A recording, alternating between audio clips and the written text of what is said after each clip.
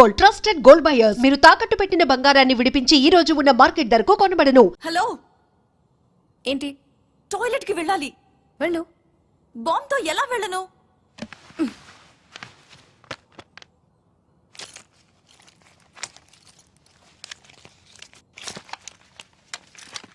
జాగ్రత్త, be careful. Yeah. Bomb.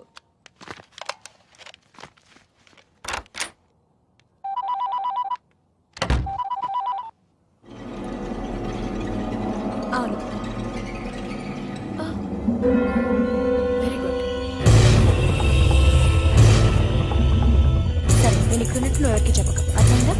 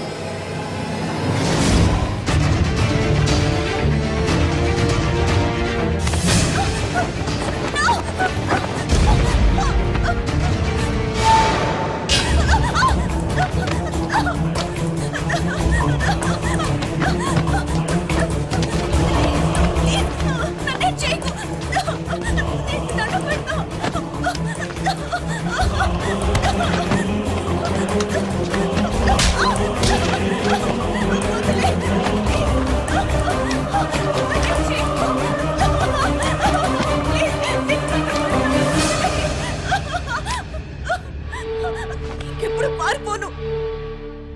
ఈ ఒక్క తప్పు క్షమించండి. నీ కోసం వెతకడానికి పోలీసుల్ని పంపించొద్దని మీ నాన్నకి చెప్పు. డాడీ, ప్లీజ్ నా కోసం పోలీసుల్ని పంపించొద్దు. ప్లీజ్ పంపించొద్దు.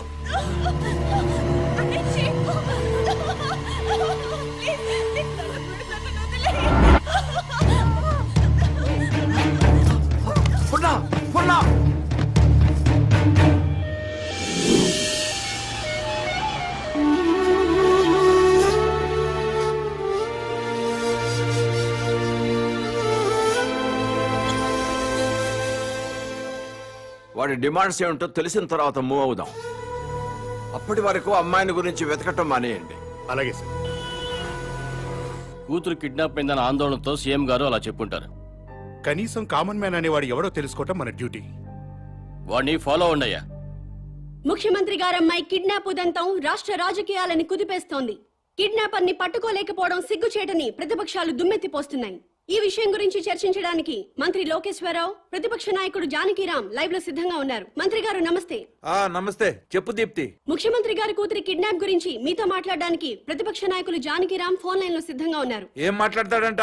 మాట్లాడమను. మానభంగం జరుగుతుంది ఒక ఆడకూతురు కాదండి, ఒక రాష్ట్రానికి, ఒక ప్రభుత్వానికి, ఒక అసమర్థతకి. నీ బాధ చూస్తాంటే ఆ మానభంగం నీకు జరిగిందనుకుంటున్నా. రాష్ట్రంలో 1,00,000 మంది పోలీసులు ఉన్నారు, ఒక కిడ్నాపర్ని పెట్టుకోలేరండి. మీరు ప్రభుత్వంలో ఉన్నప్పుడు కిడ్నాపులు జరగలేదా? మానభంగాలు జరగలేదా? భూకబ్జాలు జరగలేదా? వాళ్ళందరినీ పట్టుకున్నారా? చెప్పోయా. హలో హలో, ఈ హలో హలో డ్రామాలు చాలా చూసాం గానీ పాయింట్కి రా. హలో మైక్ మైక్ పని చేయటం లేదు. నీకేం పని చేయవని మాకు తెలుసు గానీ ఓ పని చెయ్యి. నిన్ను ఒక వారం రోజులు ముఖ్యమంత్రిని చేస్తాం. కిడ్నాప్ అయిన ముఖ్యమంత్రి కూతురుని తీసుకొస్తావా? నువ్వు తీసుకొస్తే మేము రాజకీయ సన్యాసం చేస్తాం. లేకపోతే నువ్వు రాజకీయ సన్యాసం చేస్తావా?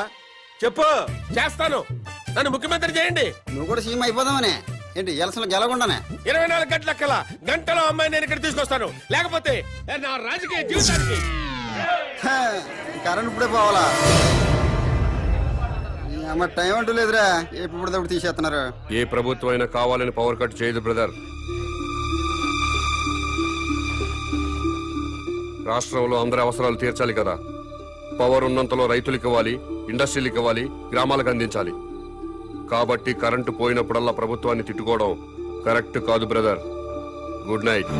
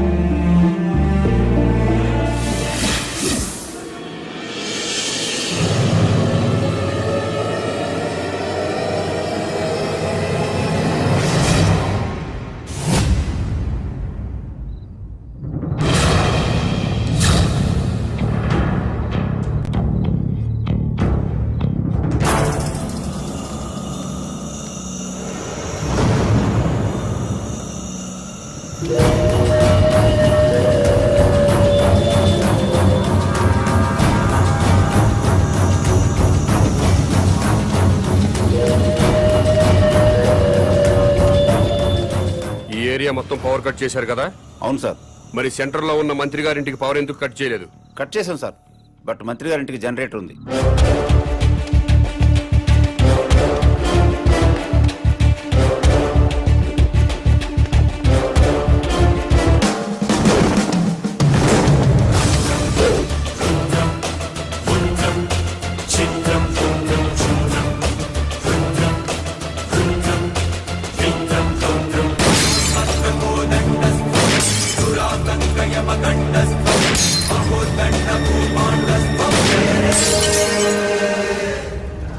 ఏమైందయ్యా?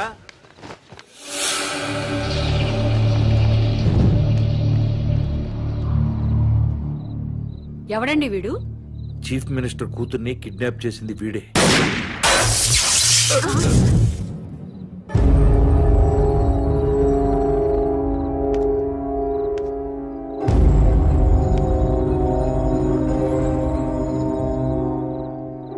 ఈ ఏరియాలో ఉన్న ప్రజలందరి ఇళ్లలో కరెంటు పోయింది. మంత్రివి, మీ ఇంట్లో మాత్రం కరెంటు ఉండటంలో అర్థం ఏంటి?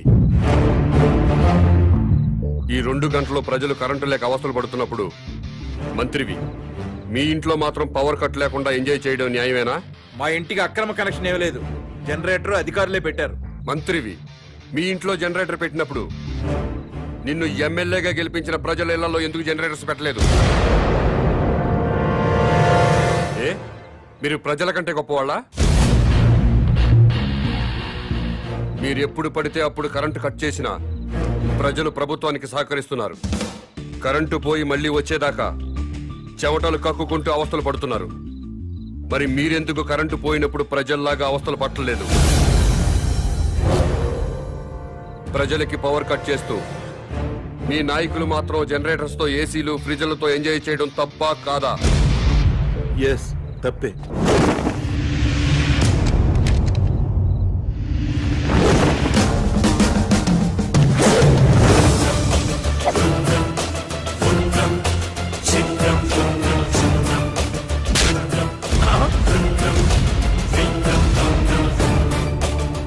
ప్రజల్లా బతకండి, ప్రజల కోసం బతకండి.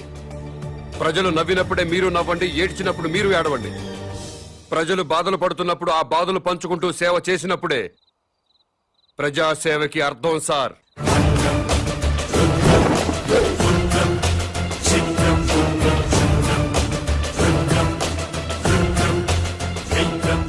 నా మాట విన్నారా?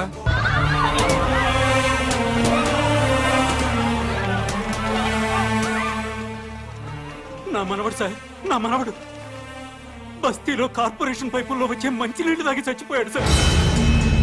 అవి ఇలాంటి మంచినీళ్లు కావు సార్, డ్రైనేజీ వాటర్ కలిసిన మంచినీళ్లు.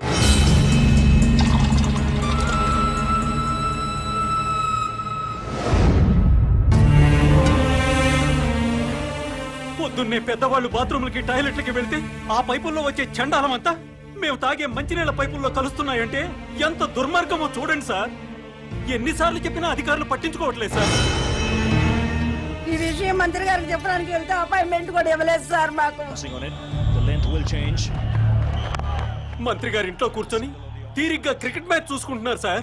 కనీసం మంత్రి గారు ఫోన్ లో అయినా దొరుకుతారేమోనని ఫోన్ చేశాం సార్. మంత్రి గారు ఢిల్లీ క్యాంప్కి వెళ్ళారండి, వారం రోజుల తర్వాత వస్తారు. మంత్రి గారి ఫోన్ ఎత్తి మంత్రి గారు ఢిల్లీ వెళ్ళారని చెప్పారు సార్.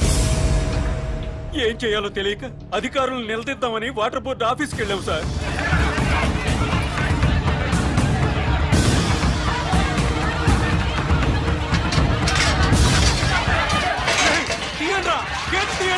గొడవ చేయొద్దు, మర్యాదగా వెళ్ళిపోండి. మీరు నాశనం అయిపోతారా?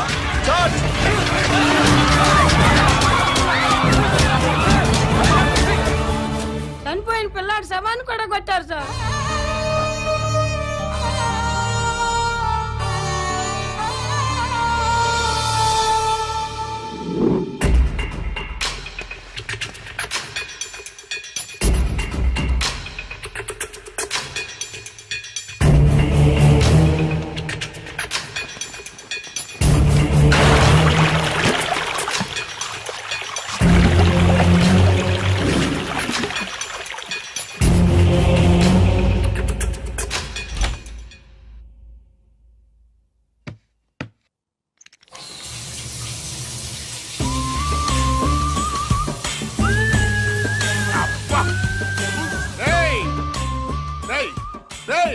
ఎవడరా అక్కడ?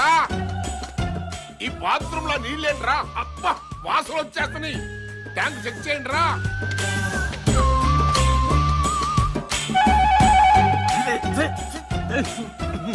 అన్నా, ట్యాంక్ లో డ్రైనేజ్ వాటర్ ఉందన్నా?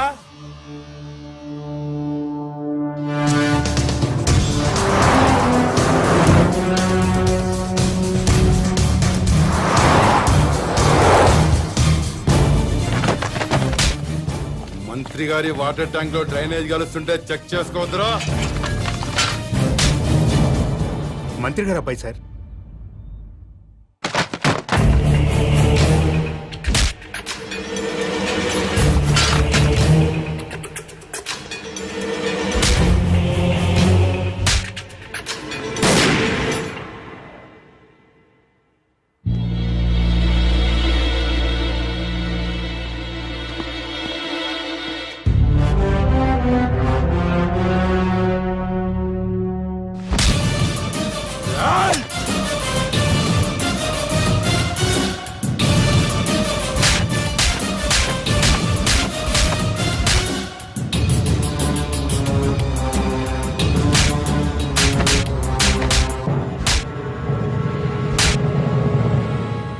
రెండు నిమిషాల్లో నీ బాబు ఇక్కడ ఉండాలి.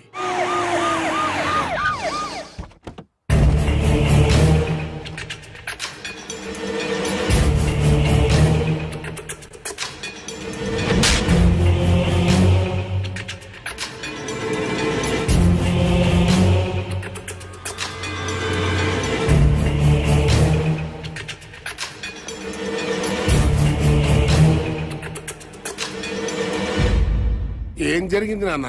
ప్రజలు తాగే మంచినీటిలో డ్రైనేజ్ వాటర్ కలిసింది. తెలిసింది. బాధపడుతున్నా, ఖండిస్తున్నా, దర్యాప్తు జరిపిస్తా, చర్యలు తీసుకుంటా. ప్రభుత్వ నిర్లక్ష్యం వల్ల పసివాడు చనిపోయాడని బాధపడుతున్నారా లేదా? ఎందుకు పన్నండి? నా సొంత బిడ్డ పోయినంత బాధగా ఉంది. నీ ఇంట్లో వాటర్ ట్యాంకులోకి డ్రైనేజ్ వాటర్ వచ్చి కలిసింది.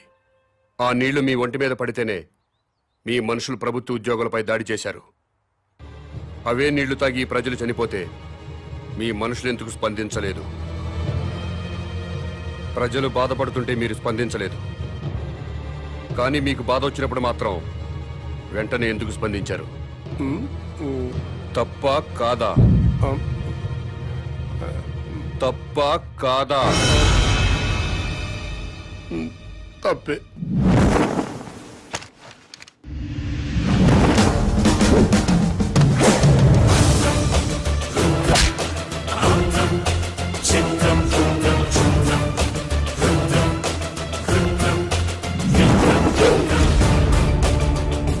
బిడ్డ చనిపోయాడన్న బాధతో ప్రజలు దాడి చేయబోతే వాళ్ళని లాఠీలతో కొట్టి కుక్కల్లా తరిమారు.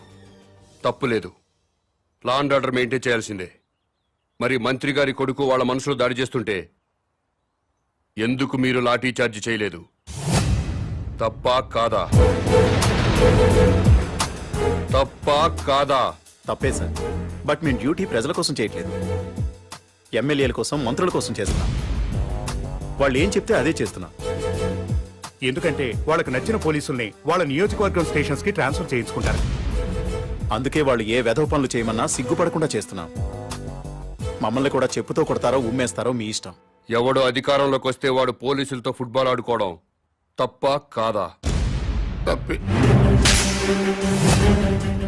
మీరు పదవుల్లోకి వచ్చింది ప్రజల మీద బతకడానికా, ప్రజల కోసం బతకడానికా? ప్రజల కోసమే. అంటే ప్రజల్లా బతకాలి. అవునండి. ప్రజల్లాగా ప్రజలతోనే బతకాలనుకుంటే ప్రజలు సంతోషంగా ఉన్నప్పుడే మీరు సంతోషంగా ఉండాలి. అవునండి. ప్రజలు ఏడుస్తున్నప్పుడు మీరు ఏడవాలి. అవునండి. ప్రజలు ఏం తిని బతుకుతున్నారో అదే మీరు తిని బతకాలి. అవునండి. ప్రజలు డ్రైనేజీ వాటర్ తాగితే అవి మీరు తాగాలి. అది ఎట్టకుదు.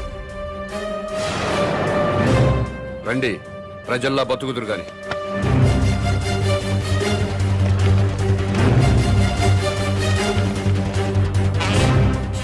మంత్రి గారికి మంచినీళ్ళు ఇవ్వండి.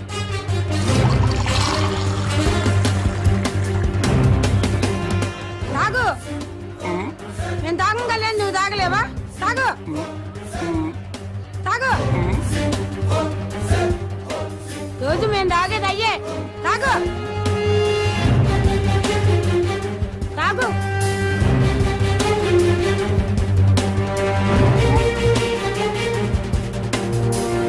మాయ్ తాగు.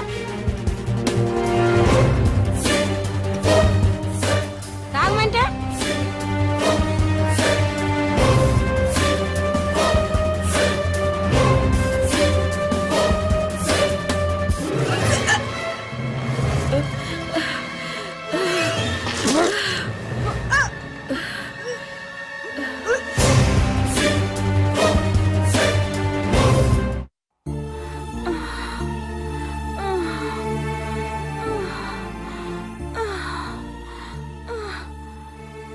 నీళ్లు తాగాక బస్తీలో పిల్లోడు చచ్చాడు. అమ్మా, నేను చేస్తానేమోనండి. ఏం లేదులేవే, మోషన్స్ ఎక్కువయ్యి ఒంటో నీరంతా పోయింది, అందుకే ఆ నీరసం. సెలైన్ ఎక్కిస్తున్నారు కదా, ఏం కాదులే.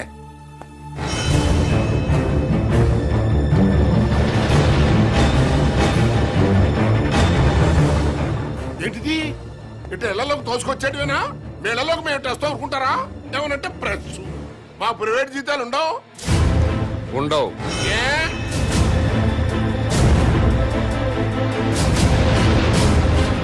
ప్రజాసేవ చేయడానికి రాజకీయాల్లోకి వచ్చినోడికి ప్రైవేట్ లైఫ్ ఉండదు, అంతా పబ్లిక్ లైఫే. ప్రైవేట్ లైఫ్ కావాలనుకుంటే మంత్రిగా రాజీనామా చెయ్యి, రాజకీయాల నుంచి తప్పుకో. జీవితంలో నీ మొహం చూడం.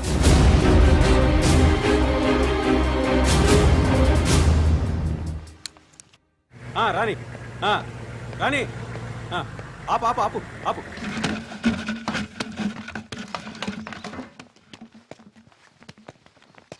అన్నా, ఇంకో ట్యాంకర్ కావాలేమో మేడం గారిని అడగండి. ఎవరిని మేడం గారు అంటున్నావు?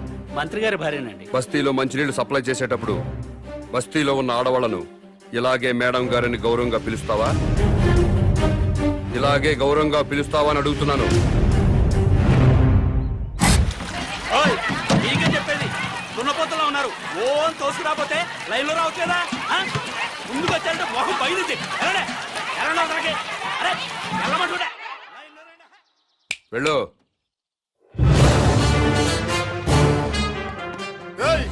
ఏం పని అది? ట్యాంకర్ పంపించామంటే మేము మంచిగా రాక్కర్లేదా? ప్రజల్లా బతకండి.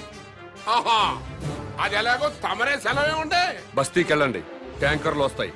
అక్కడ ఉన్న ఆడవాళ్లతో పాటు మీ ఆడవాళ్ళను కూడా బిందెలతో మంచినీళ్లు పట్టుకోమని చెప్పండి.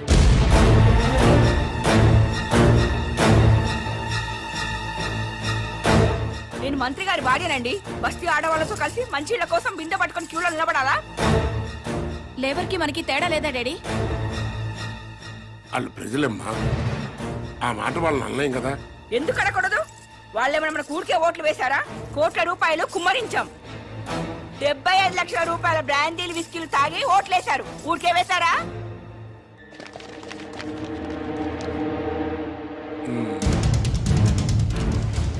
ఆ మాట నాకు అనాలనే ఉంది, కానీ పబ్లిక్ లో అనలేం కదా. అంటే ఏమవుతుంది డాడీ? పదవి పోతుంది అంతేగా. పోనివ్వండి, మేం మాత్రం బిందెలు పట్టుకుని క్యూలో నుంచోం. సరే, నాకు తప్పేదే ఉంది. మీ తరఫున బిందెలు పట్టుకుని క్యూలో నేనే నిల్చుంటా.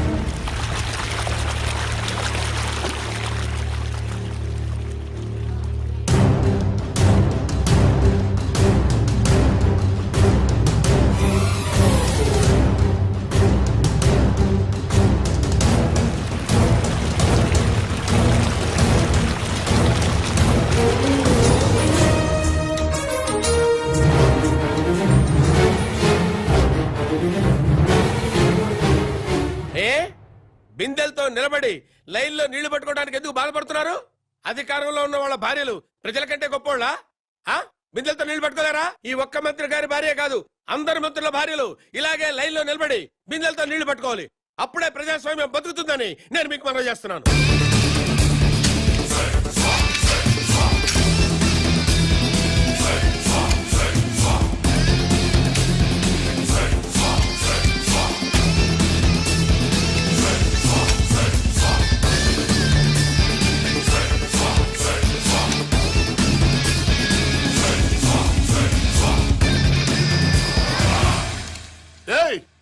అదేంటయ్యా బాత్రూమ్లకు తాళాలేస్తున్నాయంటే? మీరు ప్రజల్లా బతకాలి కదండి. ఏంటయ్యా ప్రజలు వాళ్ళలాగా బతకాలంటే మా బాత్రూమ్లకు తాళాలేయాలా? చెంబులు తీసుకుని రోడ్డు మీదకి వెళ్ళండి. స్టేట్ లో చాలా ఊళ్ళలో మరుగుదొడ్లు లేక ఆడవాళ్లు చెంబులు పట్టుకుని రోడ్ల మీదకి, రైల్వే పట్టాల మీదకి, టాయిలెట్ కి వెళుతున్నారు. మీరు కూడా ప్రజల్లా బతుకుదాం అనుకుంటున్నారు కదా, అందుకే చెంబులు పట్టుకుని రోడ్డు మీదకి వెళ్ళాలని తాళాలు వేశాను.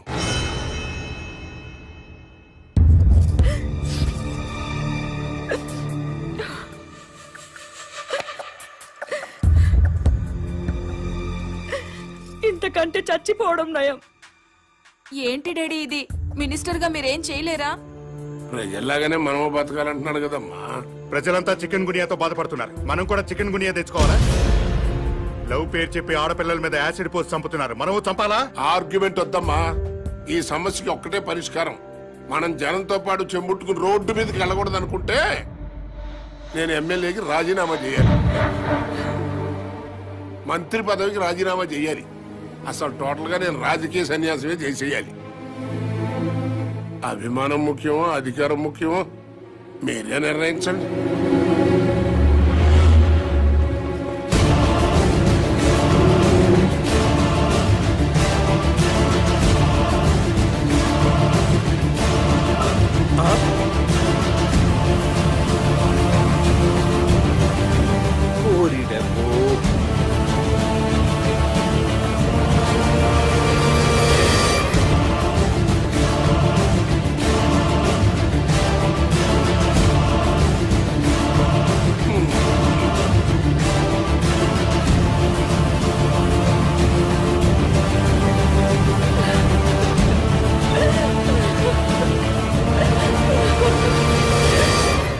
మంత్రి గారు,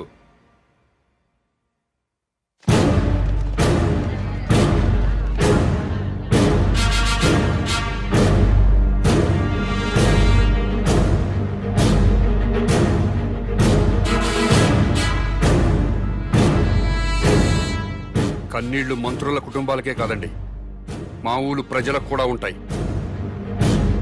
మా ఆడవాళ్లకు కూడా ఉంటాయి. నలుగురిలో మొగుడు ముందు నిలబడడానికి కూడా ఆడది మొహాట పడుతుంది. అలాంటిది పొద్దున్నే చెంబు తీసుకుని రోడ్డు మీద నిలబడాలంటే ఎంత సిగ్గుపడుతుందో, ఎంత అవమానంతో చచ్చిపోతుందో తెలీదా సార్ మీకు? ఈ దేశంలో అన్నిటికంటే ఉప్పు చీప్ సార్. ఉప్పు కంటే కూడా ఆడదాని పరువు చీప్ అనేలా మీలాంటి నాయకులు ప్రవర్తిస్తున్నారు. మనుషులైతే సిగ్గుపడండి, మనసుంటే ఆలోచించండి. దండం దండం బహో దండ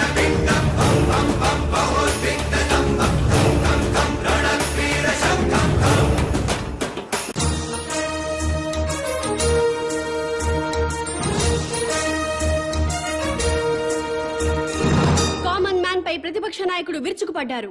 మంత్రి గారి కుటుంబాన్ని అవమానించడం అమానుషమంటూ నిప్పులు చెరిగారు. ప్రతిపక్ష నాయకుడి మాటల్ని లైవ్ లో చూద్దాం. అవునండి, మంత్రి తప్పు చేస్తారు, మీ ఇష్టం వచ్చినట్టు ప్రవర్తిస్తారా?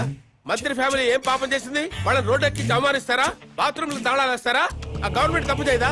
తప్పు చేస్తే అసెంబ్లీకి తాళాలు వేస్తున్నారా? సెక్రటరీ తాళాలు వేస్తారా? అలా మాట్లాడితే కుదరదు. కామన్ మ్యాన్ ని లైన్ లోకి వచ్చి మాట్లాడమనండి.